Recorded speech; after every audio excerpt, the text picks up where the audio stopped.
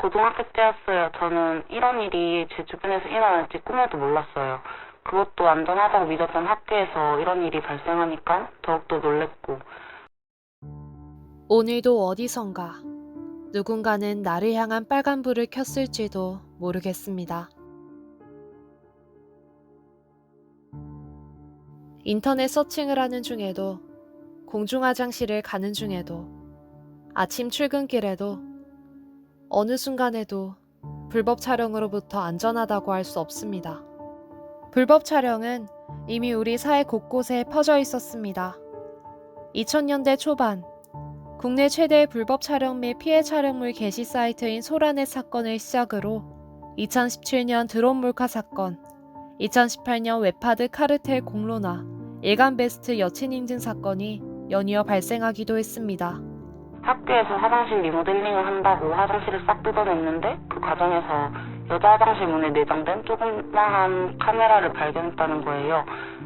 그 화장실을 이용한 여학생들이 본인의 모습이 찍혔을지도 모르니 내내 겁을 냈고 학교에서는 결국 범인을 잡아냈어요. 성폭력 범죄 중 특히 카메라를 이용한 성범죄는 시간이 지날수록 큰 폭으로 늘고 있는 것을 확인할 수 있었습니다.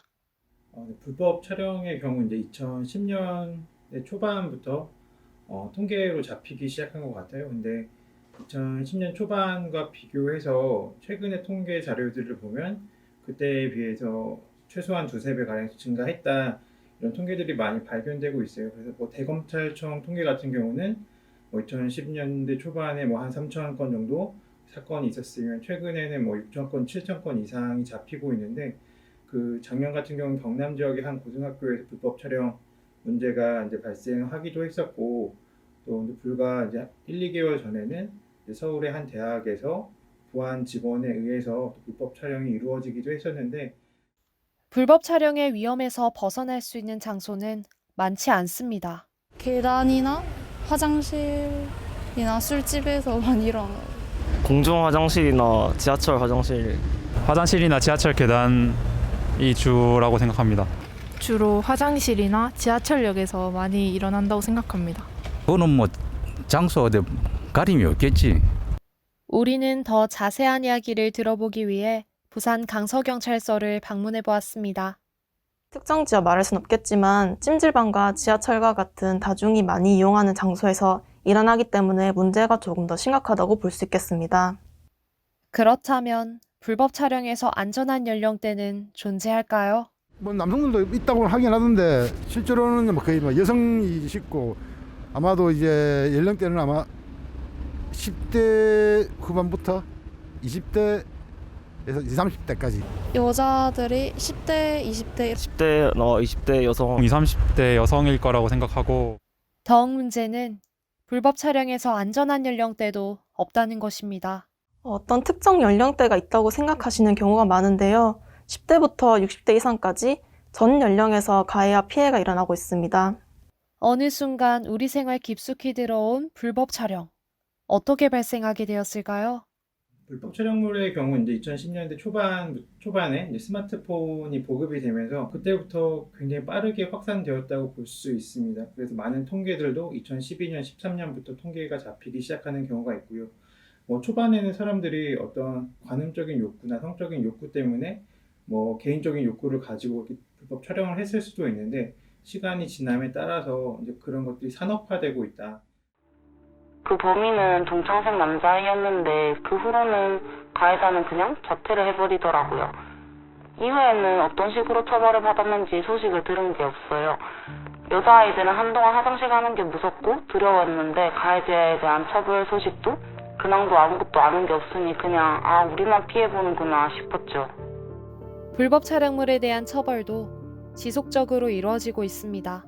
촬영물을 이용한 성폭력, 사이버 공간 내 성적 괴롭힘 등 세부적으로 분류되어서 성폭력 처벌법, 형법, 정보통신망법 등 다양한 법으로 의율하고 있는데요.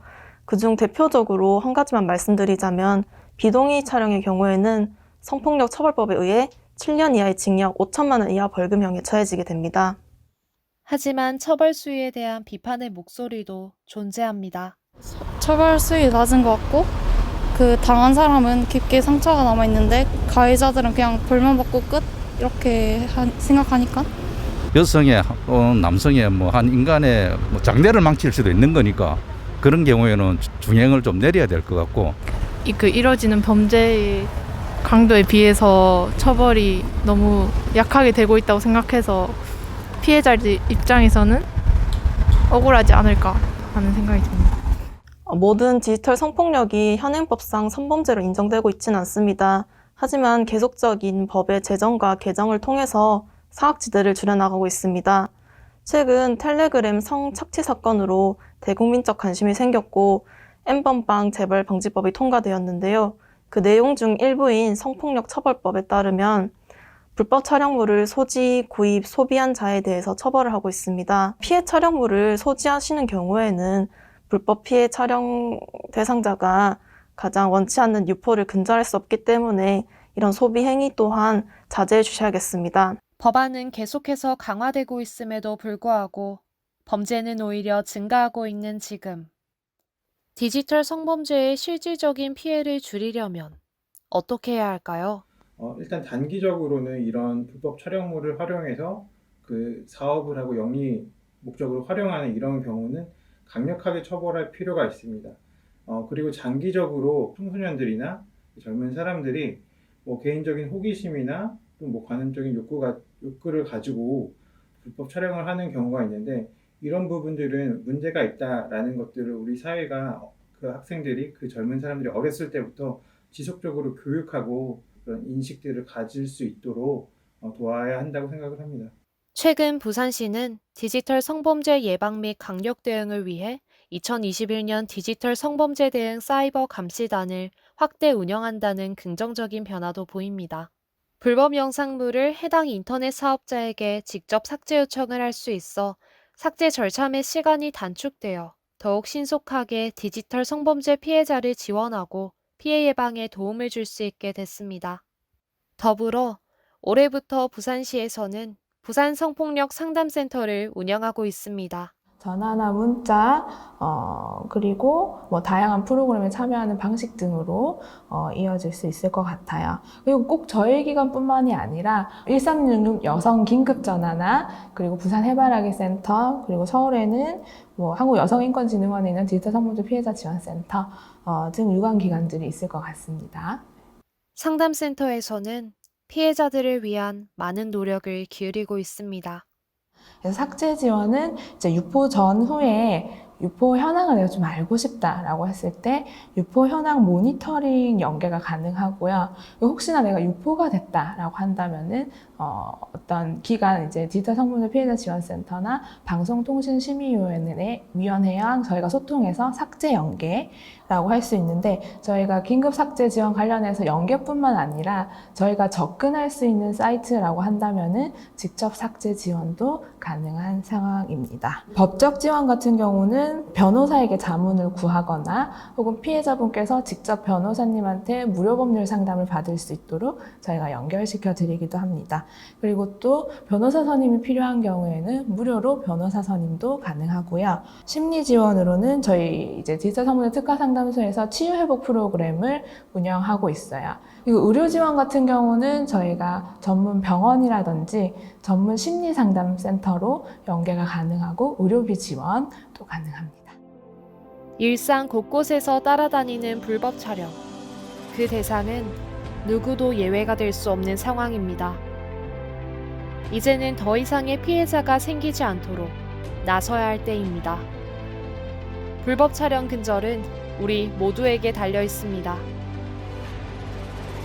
이것이 뭔가 불법 촬영에 의한 영상인 것 같다라는 느낌이 들면 바로 시청을 정지하시고 그 사이트를 닫아버리시고 더 이상 영상을 소비하지 않는 그런 이제 시민의식이 좀 필요하지 않을까라는 생각이 들고요. 디지털 성범죄는 부산 경찰이 끝까지 추적하여 검거하도록 하겠습니다.